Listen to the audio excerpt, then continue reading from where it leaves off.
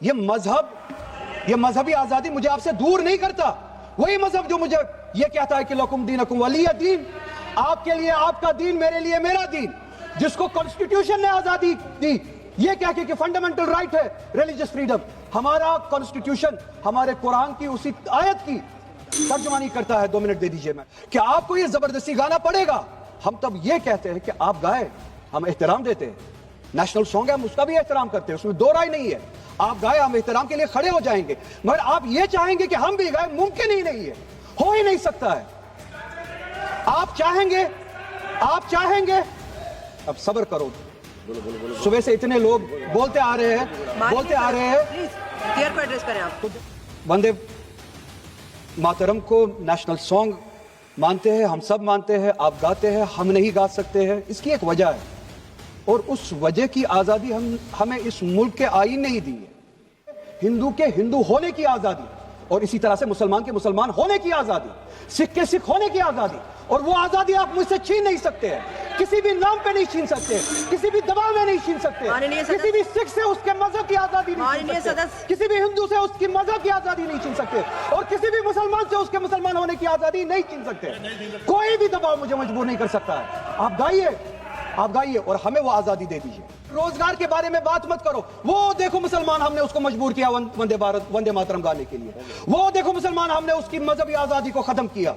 इस आड़ में, मुसलमान को दबाने की आड़ में आप अपनी नालायकी छुपाना चाहते हो और इस मुल्क में राज करना चाहते हो, उसकी कुर्बानी बनाना चाहते हो मुसलमान को, और मुसलमान इस बेगैरती का कुर्बान कभी होगा नहीं। हमने इस मुल्क की आजादी के लिए भी खून दिया है, और इस मुल्क में आजादी को बचाने के लिए भी अगर खून देना पड़े हम देंगे। हमने उनके साथ भी लड़ा है, आप जैसों के साथ अगर 1000 साल तक भी लड़ना पड़े हम लड़ेंगे, उसी गैरत से लड़ेंगे, उसी जज्बे।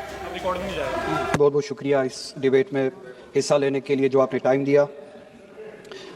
नेशनल सॉन्ग वंदे मातरम पे डिस्कशन हो रहा है सुबह से, और मैं ये समझता हूँ कि इस मुल्क में इस नेशनल सॉन्ग के साथ किसी का ना एतराज़ है, ना कोई दो राय है।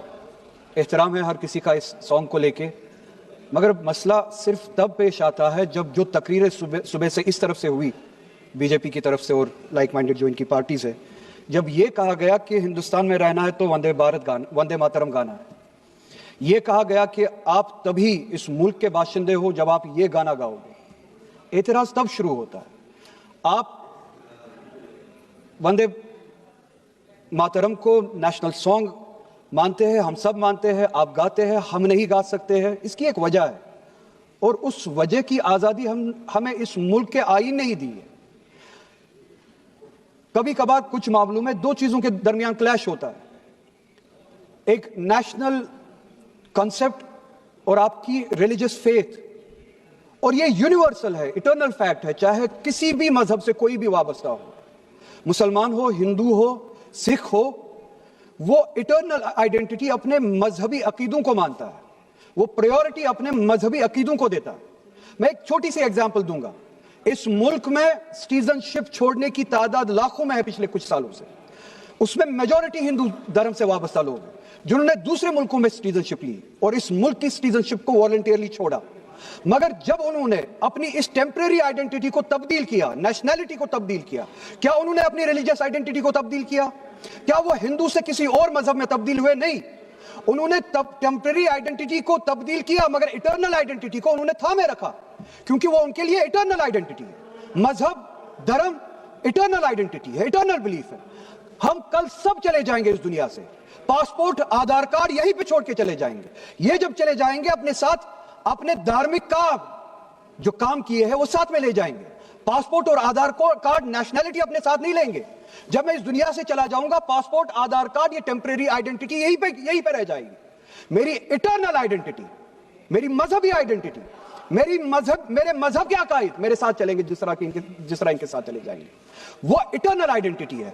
और जब ये क्लैश सामने आता है तब हमें कॉन्स्टिट्यूशन ही ये आजादी देता है कि आपकी रिलीजियस फंडामेंटल जो फ्रीडम है, आप उस रिलीजियस फ्रीडम को इस मुल्क में कॉन्स्टिट्यूशन के हवाले से उस रिलीजियस फ्रीडम को एक्सरसाइज कर सकते हैं। और वंदे मातरम का जब मसला पेश आता है, जब यह कहा जाता है कि आपको यह जबरदस्ती गाना पड़ेगा, हम तब यह कहते हैं कि आप गाए, हम एहतराम देते हैं। नेशनल सॉन्ग है, हम उसका भी एहतराम करते हैं, उसमें दो राय नहीं है। आप गाए, हम एहतराम के लिए खड़े हो जाएंगे, मगर आप ये चाहेंगे कि हम भी गाए, मुमकिन ही नहीं है, हो ही नहीं सकता है। आप चाहेंगे, अब सब्र करो। सुबह से इतने लोग बोलते आ रहे हैं, प्लीज क्लियर को एड्रेस करें आप। तो जवाब सुनने का भी मादा रखा करो। आप गाइए, आप बोलिए नेशनल सॉन्ग है, आप बोलिए नेशनल सॉन्ग है, कोई दो राय उसमें नहीं है, मगर हम पे थोपिए मत। कॉन्स्टिट्यूशन इस चीज की हमें आजादी देता है, और आप खुद कहते हैं कि वंदे मातरम गाने की इजाद ही आजादी के लिए हुआ, बेशक हो। आजादी किस चीज के लिए?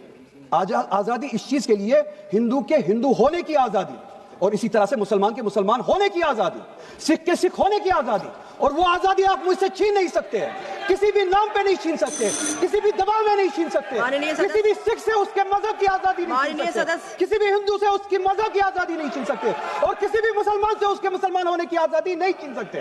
कोई भी दबाव मुझे मजबूर नहीं कर सकता है। आप गाइए और हमें वो आजादी दे दीजिए। ये मजहबी आजादी मुझे आपसे दूर नहीं करता। वही मजहब जो मुझे ये कहता है कि लकुम दीनकुम वलिय दीन, आपके लिए आपका दीन, मेरे लिए मेरा दीन, जिसको कॉन्स्टिट्यूशन ने आजादी दी, ये कह के कि फंडामेंटल राइट है रिलीजियस फ्रीडम। हमारा कॉन्स्टिट्यूशन हमारे कुरान की उसी आयत की तर्जुमानी करता है। 2 मिनट दे दीजिए मैडम, तर्जुमानी करता है कि आप अपने दीन पे चलिए, हमें अपने दीन पे अमल करने की आजादी दे दीजिए। आप ही की तरह बात जबरदस्ती की है, बात किसी और चीज की नहीं है।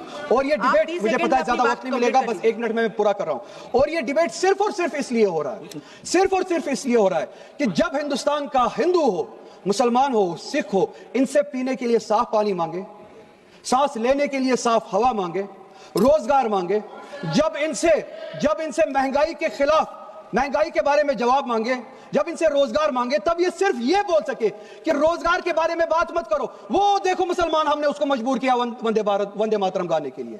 वो देखो मुसलमान, हमने उसकी मजहबी आजादी को खत्म किया।